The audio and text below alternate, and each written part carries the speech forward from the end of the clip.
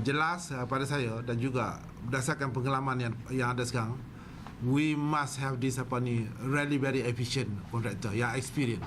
Tak boleh lagi main tangkap muat. Saya rasa bukan masalah yang patut tangkap muat, tapi kita tidak boleh lagi mengambil sikap sambil lewa untuk melantik kontraktor kalau dia tidak ada pengalaman. Saya ingat perlu kita teliti dengan sewajarnya.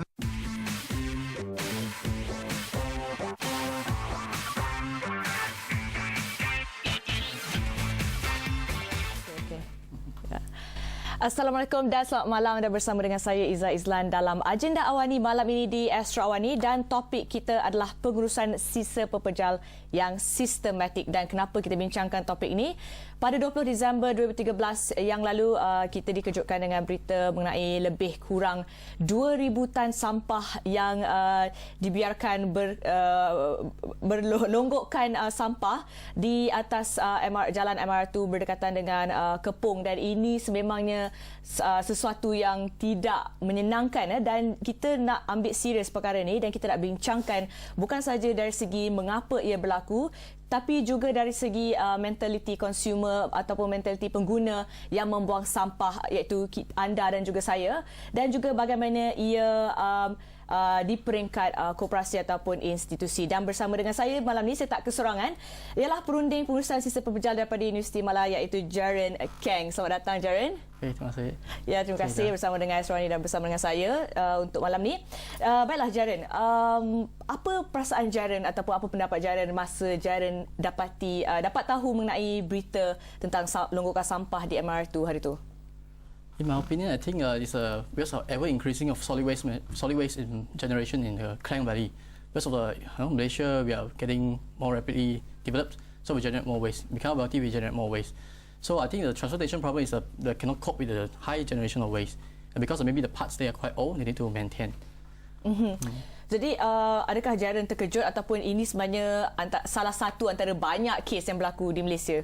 I think I foresee there will be more and more this kind of a problem and issue about waste management because of the ever increasing of a generation of waste, and because most of our waste is going to landfill, and we need to find an alternative and treatments. Because in solid waste we have the objective of solid waste basically is to protect human health first, secondly to protect the environment, and third for resource conservation.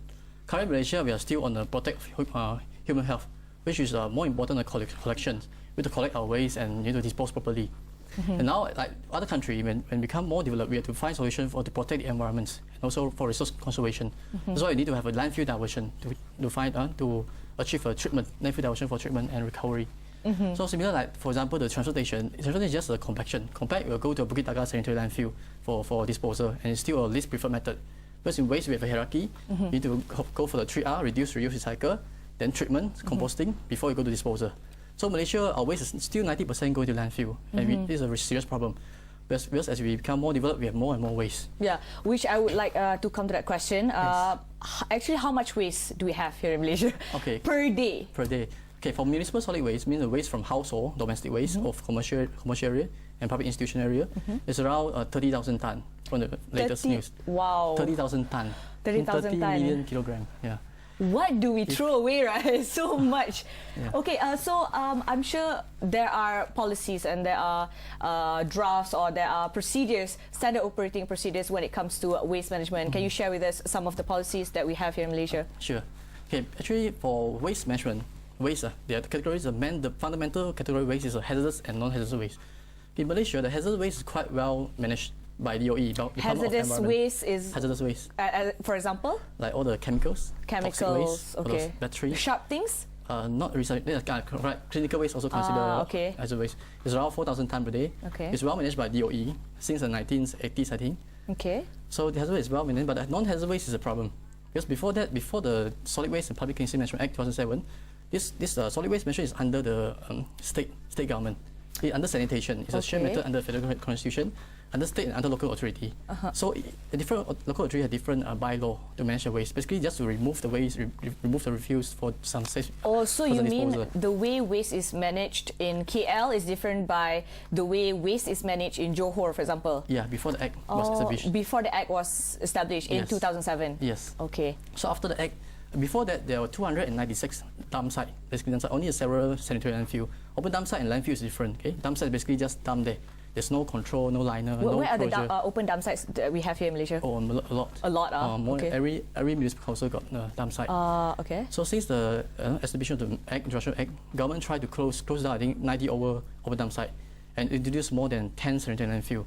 Okay. So now currently we have 176 landfill, around 10 sanitary. Is that Rest are enough still- though? 176 landfill? Yes, that's why it's not enough. And It's I've not calculated enough. actually it's made up of 0.01% of total land in Malaysia. Wow. So currently we are facing this kind of development and the land value become higher. For example, in Klang Valley, so we need to find the location of landfill become far and far. There's the land value. There's no land for this disposal. So no matter how, I think in the near future we need to find a solution. We need to find treatment. We need to go toward treatment. But Okay. the problem with treatment is because the cost is very high. This is a challenge we're facing in Malaysia. Do we have the budget for that? I don't think so. Actually, for the for municipal council, for district council, Majlis Perbandaran, Majlis Daerah, well, the richer council, richer local authority may have the capability to manage their waste. Oh, even that so also it's not the there's same throughout the whole of Malaysia. It depends on the state. Yes, depending on the state. Okay. And also another problem is that waste is something you need to pay for it. It's not like it's not like commodity. Okay, you pay for it without a government collect tax from public to manage their waste. So most of the tax for waste is basically from the Cukai Taksiran. Cukai taksiran? Okay. And in Malaysia, there's no pay as you throw concept. This is lump sum. No matter how much you throw, for example, different household throw this house A and B. House A throw more waste, but still pay the same amount of money. Right here in Malaysia. Yes, there's no charging scheme. That's why we pay just our Cukai Taksiran around depend on the property value. So the money they collect, the authority may not have enough money to develop treatment facility. Like Okay, incinerator, that's MBT, really all those. interesting, but we need to take that into the second segment later. Okay. For now, we have to go for break. Baiklah, anda jangan ke mana-mana. Kita akan teruskan dengan perbincangan selepas break.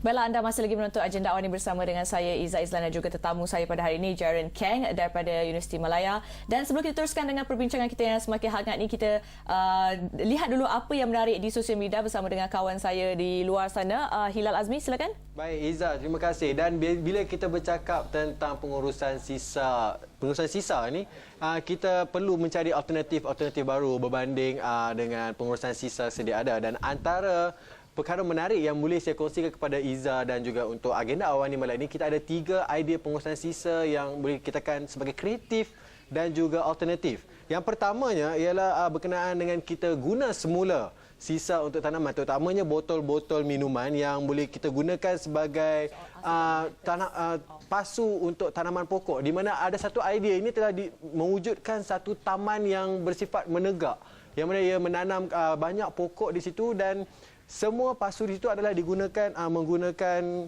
botol-botol soda yang digunakan sebelum ini. Dan idea kedua ialah yang telah diaplikasikan di Singapura, iaitu di Pulau Semakau, yang mana dia membangunkan sebuah pulau yang sebelum ini dijadikan sebagai pusat pelupusan sampah, dan semua sisa-sisa itu sebenarnya telah digunakan untuk menjadi baja dan seterusnya mewujudkan satu biodiversity di pulau tersebut yang boleh diguna pakai sebagai satu kawasan pelancongan yang menarik. Dan idea yang ketiga ialah tentang guna semula bahan buangan itu sebagai kraftangan, dan ini adalah antara paling banyak diguna pakai, dan antara syarikat Malaysia yang mengguna pakai ini adalah Smarteria, yang mana dia menggunakan idea ini untuk membuat beg daripada sisa-sisa buangan seperti sip motosikal, kayu-kayu dan juga straw digunakan untuk membuat bahan kraftangan, Iza. Saya rasa ini 3 idea alternatif yang boleh kita kembangkan dalam perbincangan pada malam ini.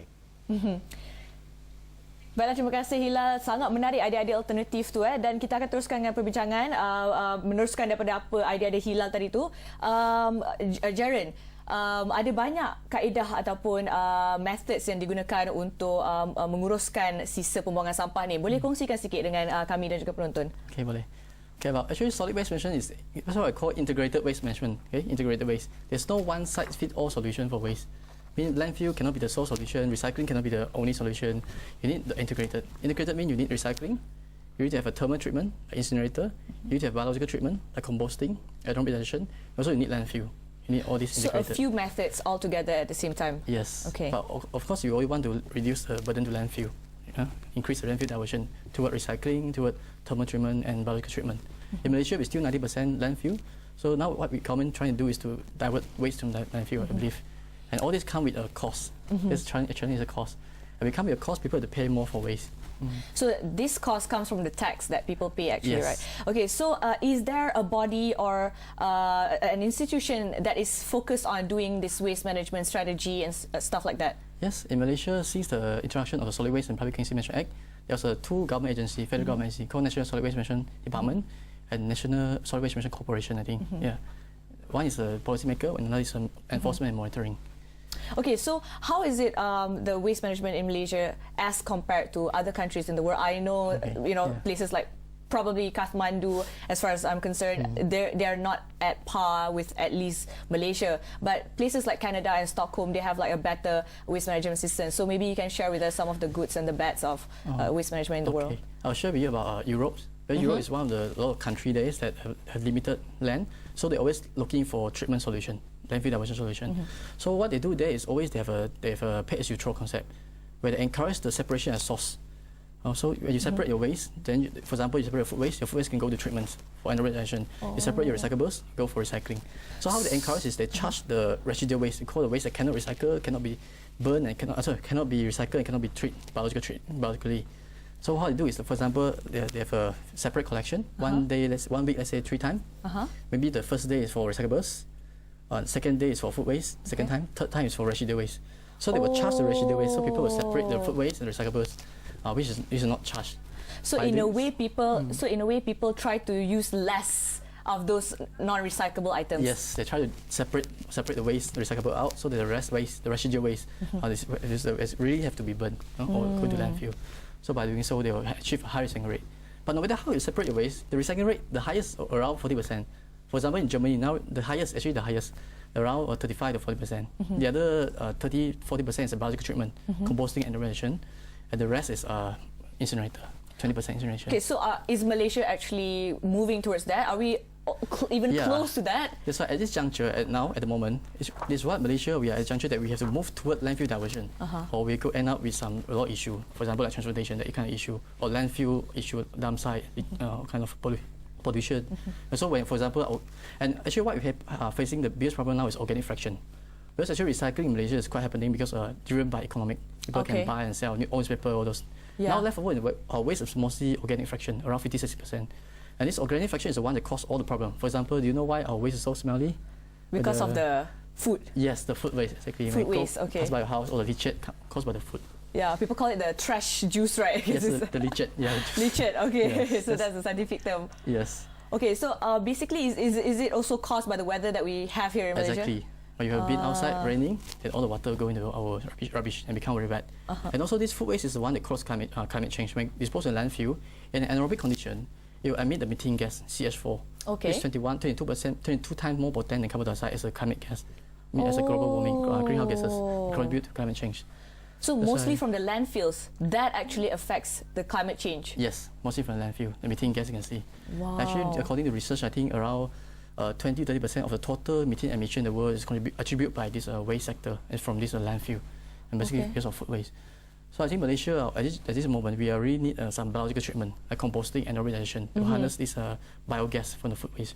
Which actually, if you dispose of landfill, you emit to the atmosphere. Yes. If you recover it and separate, actually you can turn it to So the energy. result of what was it, sir? Biological treatment. Biological treatment. The Yes. result of that is that Biogas. Yeah. Biogas is like a methane gas, which can become a source of energy. Okay. Can be burned as an energy. Yeah. Oh, okay. All right. So that's a really interesting information there from you. And later on, when we come back from the break, for the third segment, we will understand more about the mentality of the users, how we throw and our habits in managing our own waste. Okay. Baiklah, anda jangan ke mana-mana, dan selepas ini kita akan berbincang mengenai sikap pengguna dalam menguruskan sampah mereka, sama ada di rumah ataupun di mana-mana saja. Jika kita lihat banyak yang buang sampah daripada luar kereta, Jared. Jadi mungkin kita nak lihat kenapa orang boleh buat macam tu. Jadi jangan ke mana-mana, teruskan bersama Asrawani dan Agenda Wani. Kita kembali selepas ini.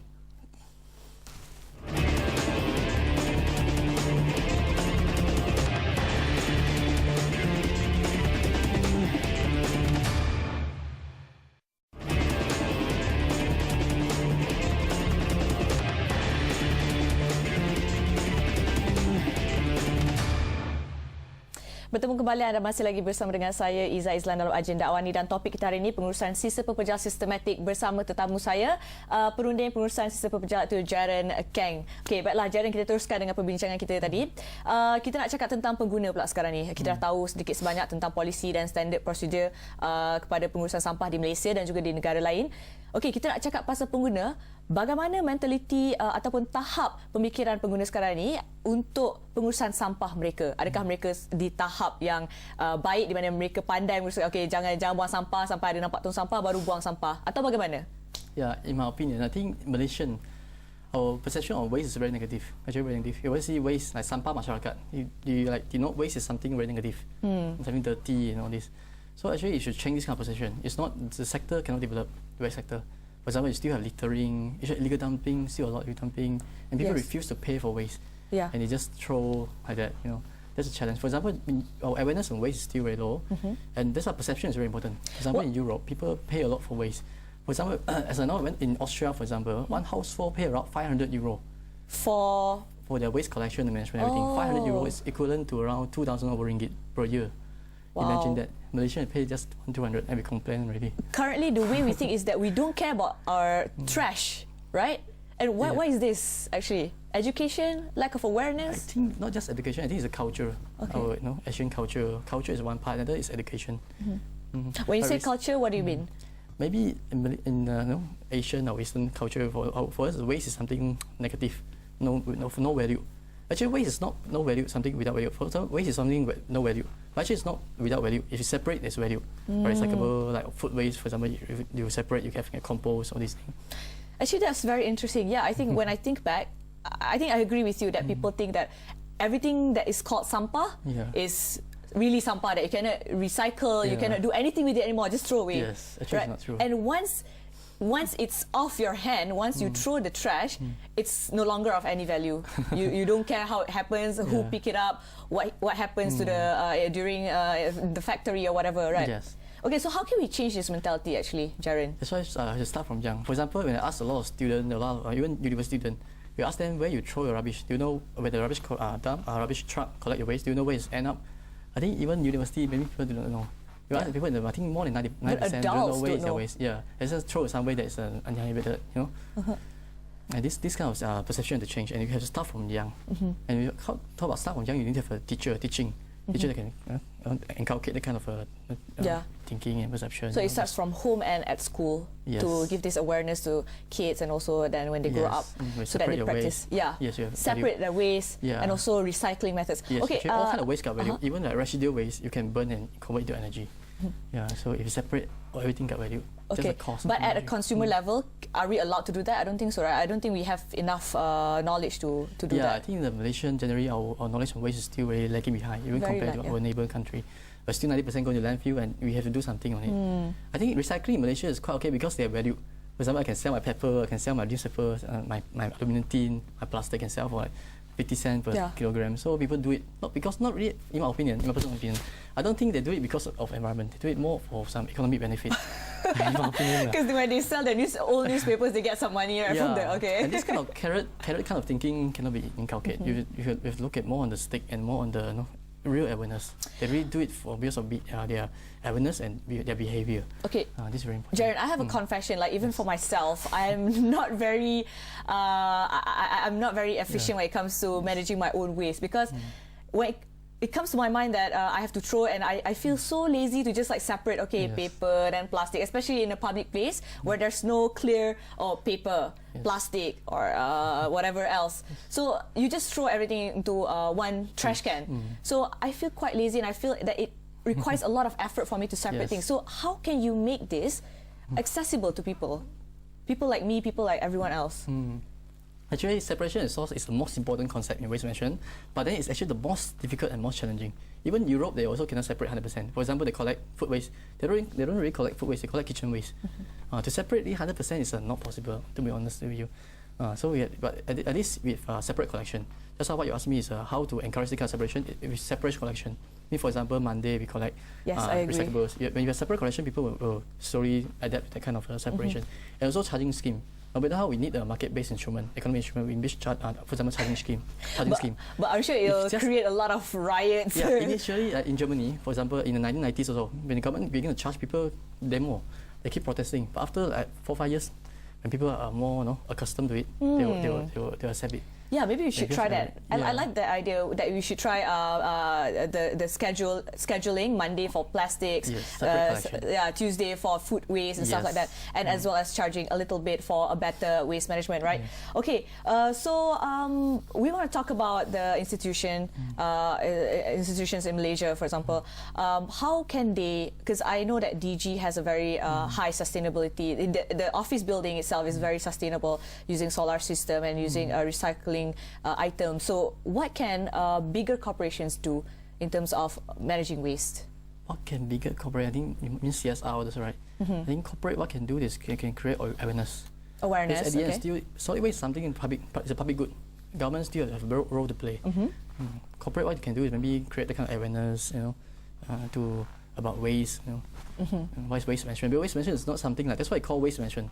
Waste management is the only public utility that is a core management. For example, like root or sewage treatment, wastewater treatment. But waste is something you need management. You need education, you need the economic, you need the finance, you need the technology, you need the legal. Yeah, policy. it's like a whole industry by itself, right? Yes, waste. All kind of aspect, multidisciplinary, multi-aspect, and also it's integrated. It's not something easy. So Europe take about 30 years to develop integrated waste management. Yeah, okay. Even in Japan also they take I think more than 30 years to 30 years? Yeah. Wow, okay. So we're nowhere near that yet, right?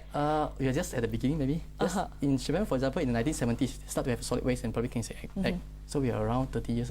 Okay, that's the first step, yeah, right? I think we take a first step. Okay, so moving forward, having taken that first step, moving forward, what else do we need to do? Imperative measures that we must do, briefly, imperative measures that we must do to improve our waste management system. I think it's government. Government play a very important role. Government have to start introducing at least trial run of separate collection. And also inform the stakeholders, the public, the household, to separate their waste. And use different bin or different collection for waste. So very important. Start from government and just school. Yeah. And not just talk about recycling, but also more on implementation. Implementation. So you try it, but now you try it and know what's the challenge, the problem, so you can move forward. Without taking the first step, you cannot move forward. So. I agree completely. Another thing is government have to introduce maybe biological treatment because our waste is mostly organic. So recycling, we have quite established. Now we go to it organic. Yeah. Okay.